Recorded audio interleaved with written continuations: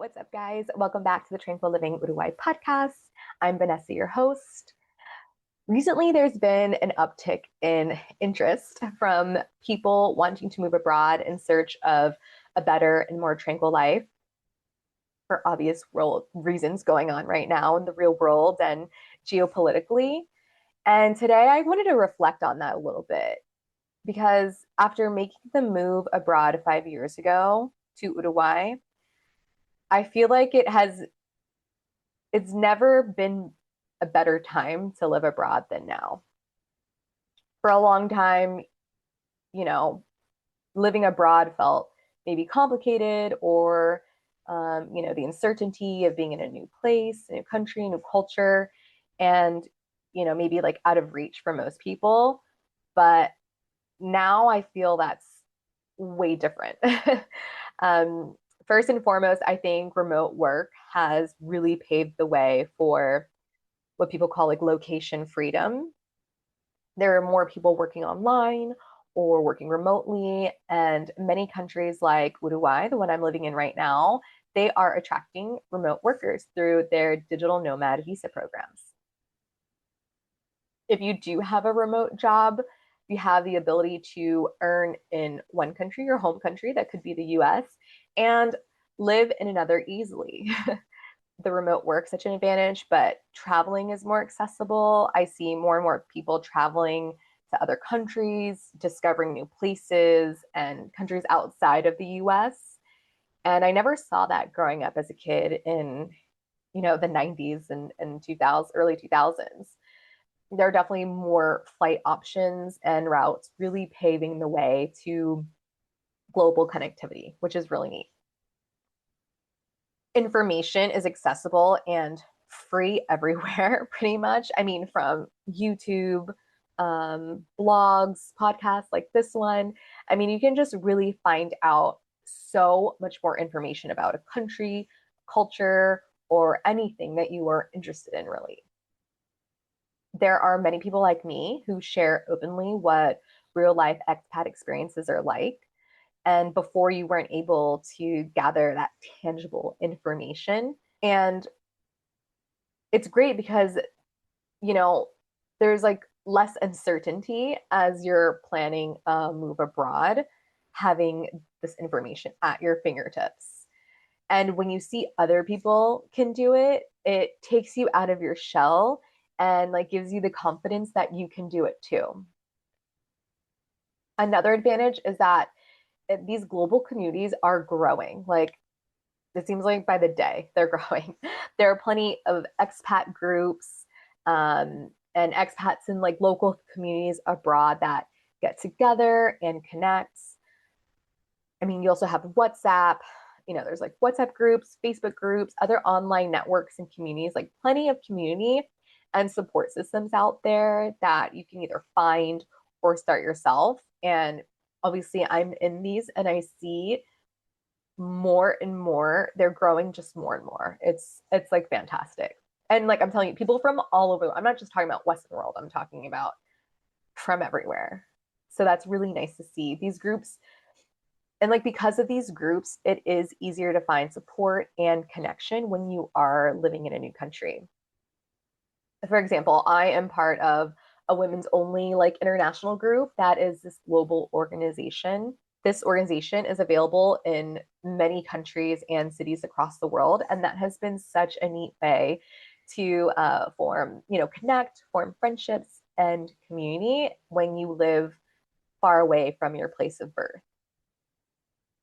I think just like, and it's been so neat being a part of these groups because I just find everyone's story so fascinating, especially, it's like the story of like, oh, like, how did you come to Uruguay? What do you do here? Like things like that. Everyone has their own unique story of why they're living here. And, as you go about, living your life in a different country, it's just so neat to have like that community as well, in addition to obviously the local community and the locals that you form close relationships and friendships with here too. And I think there's just so much interest too of people wanting to live abroad to have a lifestyle shift. I mean, the at the core of it, that was our main reason of why we wanted to move abroad. We really, that's why it's not tranquil living Uruguay. We just wanted a more tranquil life than the busy bee life we were living and headed towards when we were in the United States. I think at the end of the day, a lot of people are just sick and tired of being sick and tired. And I personally, for example, stopped watching mainstream media news years ago, probably like 10 years ago. It just, I feel like negativity and fear mongering is what drives ratings. I mean, these news outlets, they're there because they're making money. And I mean, it just drains you, like at the end of the day, when you're just being fed a lot of more negative information than positive. Now I think more people are prioritizing quality of life. I mean, we have one life to live. How are you going to live it? And that's an important question that everyone should be asking themselves. People are looking for slower living, more family time, more flexibility. Countries like Uruguay are being heavily searched as a destination to move abroad because how it offers this balanced lifestyle that a lot of people are looking for. And this matters because living abroad is just, and obviously, like, I'm not old, I'm not a retiree, but it's not just for retirees or like long-term travelers, or I think it's now becoming more of a realistic option for families, young families, professionals, and individuals just looking for a different piece of life. People are not liking or agreeing with the way things are going, like in their home country. So moving abroad instead of just moving, across the country to another state has really become a reality and an option for many people. My perspective is that after living abroad in Uruguay for over 5 years, I feel like it's never been easier than now. And it's just going to get better and better and easier for living abroad. For example, I still do the things that I did when I was living in the US. One of my passions is dancing. I grew up dancing my entire life. And here I take dance classes 3 times a week, which is more than the one time a week that I used to take dance classes in the US. Additionally, family can come and visit you, or you can go and visit family. Maybe not as frequently as when in your home country, but it's doable. The internet really has changed the game for everything. Uruguay is known for being very connected. For example, I live in the countryside in the outskirts of the capital city of Montevideo, and we have fiber optic internet, which was installed 3 years ago, and it's fantastic. You never have internet problems. We're constantly connected to family and friends back home via FaceTime, text, phone calls. I mean, my college friends and I have always lived in different cities all over the country of the US. And we have a group chat that's been ongoing for like, I mean, like 15 plus years now.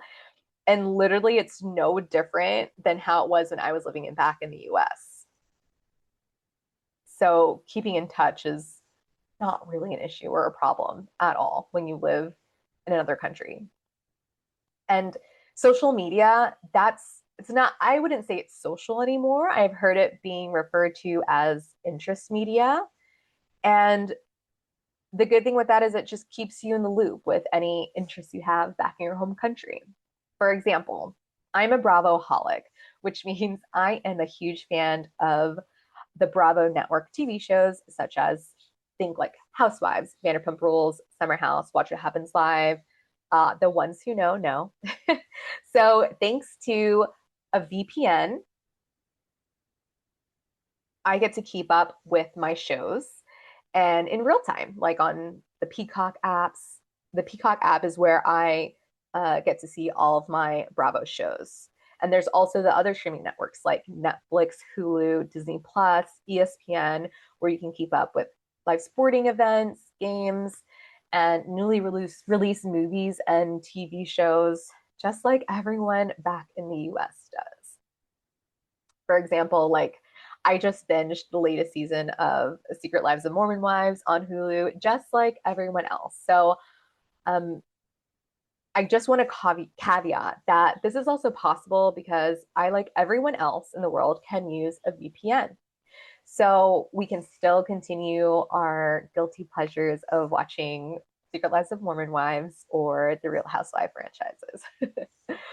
So I don't feel personally that I am missing out on anything or any of the things that I used to do or entertain myself back when I was living in the US. Additionally, from a practical standpoint, other important things such as banking is done online, and there are apps like Wise that make transferring money easier. And what's also been helpful, is actually pretty great, is there's like from, just from like a practical standpoint, virtual online notary services. If there's anything like we need to get, notarized, for example, we recently applied for a Brazilian e-visa because as an American, we currently need a visa to go to Brazil and enter into Brazil. And since we have a minor, there was a document that needed to get notarized for the e-visa application. So what we did is we hopped online and we got it done in less than 15 minutes because of these virtual online notary services. There was no having to fly back to the US or anything like that. There's also e-commerce and we can buy things online really easily from the comforts of our own home, from our phone, from our computers. And there's a website here called Mercado Libre, which is similar to Amazon. It's not Amazon. I will have to do another episode on Mercado Libre and what it's all about. But it is the most similar to Amazon, and you can still buy things online, have it delivered to your house, if you like the convenience of that. We kept our US phone numbers with our T-Mobile plans, and we have the international plan, which I think is the best one out there, to be honest, of all of the American cell phone plan carriers. And we're still able to accept calls and make calls from Uruguay. We work with our US phone numbers here. If you don't speak the local language, you can always use Google Translate on your phone while you're out and about. And now with AI tools, just like ChatGPT, Claude, Anthropic, Copilot, I mean, you can really get any information you could possibly imagine within seconds. You can have documents in other languages like translated so you can understand them. These AI large language models, LLMs, we call them, they're just so powerful. And you can literally get help with anything on there. These AI tools, I just like found they're like absolute luxuries and make life abroad so much easier in so many ways. And obviously, living abroad does require like intention and planning, but honestly, it's no longer out of reach as it used to be, to be honest. So these are just like my current thoughts reflecting about living abroad out here in Uruguay. It's just, I feel like it's literally never been easier to live abroad. That's my honest personal take and reflection. So, anyways, that's all for now. Thank you so much for listening to this podcast. If this episode helps you out in any way or clarify things, please like, follow, or subscribe. I leave a comment. I read them all. And my goal of Tranquil Living Uruguay is to be your passport to Uruguay, a place I call a hidden gem south of the equator. Whether you are visiting, traveling through, or if you are an aspiring expat, I am sharing real life lived experiences from the perspective of an American millennial Latina expat. And remember, life abroad does not have to be perfect, but it should be tranquil. Cheers.